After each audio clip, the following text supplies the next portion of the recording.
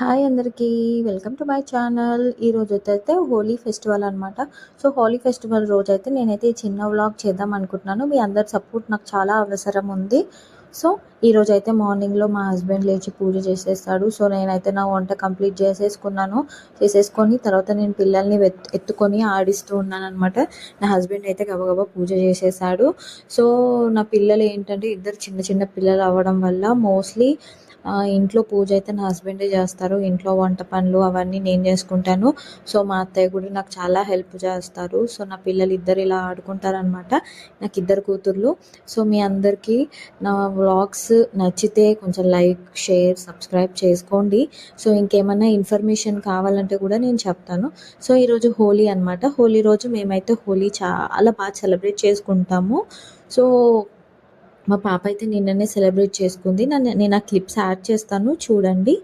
So, Holi రోజైతే పిల్లలకి కొన్ని ఇలా ఉంటాయన్నమాట ఆచారాలు. పిల్లలకి దిష్టి తగలకుండా కొన్ని ఆచారాలు అనేటివి ఉంటాయన్నమాట.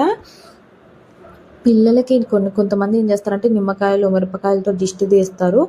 సో, మేమైతే పచ్చిసపేర్లు అంటారనమాట. అవి షుగర్‌తో చేస్తారు. కొబ్బరికాయ, ఖర్జూరము, దండలు వేస్తారనమాట పిల్లలకి. కాళ్ళకి పసుపు పెట్టి, బొట్టు పెట్టి వాళ్ళకలా పచ్చిసపేర్లు వేస్తాము. సో, ఇదొక రకమైన ట్రెడిషన్ అనమాట. ఇంకొకటి ఏంటంటే అసలు ఈ హోలీ ఎందుకు జరుపుకుంటారో మీ అందరికీ తెలిసే ఉంటుంది. ఇంకా ఇది శుకృతి పూర్ణమి రోజున వస్తుందన్నమాట. అందరూ రంగులైతే చల్లుకుంటారు. ఇక బయట బొంబాయిలో అయితే చాలా గ్రాండ్గా సెలబ్రేట్ చేసుకుంటారు ఈ ఫెస్టివల్. దీనికి ముందు రోజున కాముని దహనం చేస్తారనమాట. దీన్ని మొత్తం ఈ ఫెస్టివల్ చేసుకోవడానికి రీజన్ ఏంటంటే చెడుపై మంచి విజయాన్ని సాధించడం అన్నమాట. ఒక చెడు దాని మీద ఒక మంచి విజయాన్ని సాధించడం. అందరూ రంగులు పూసుకోవడం వల్ల దిష్టి పోతుంది అని చాలామంది నమ్ముతారనమాట. సో, మేమైతే ఇలా సెలబ్రేట్ చేసుకున్నాము. నా పెద్ద కూతురు, నా చిన్న కూతురు, మా అత్తయ్య.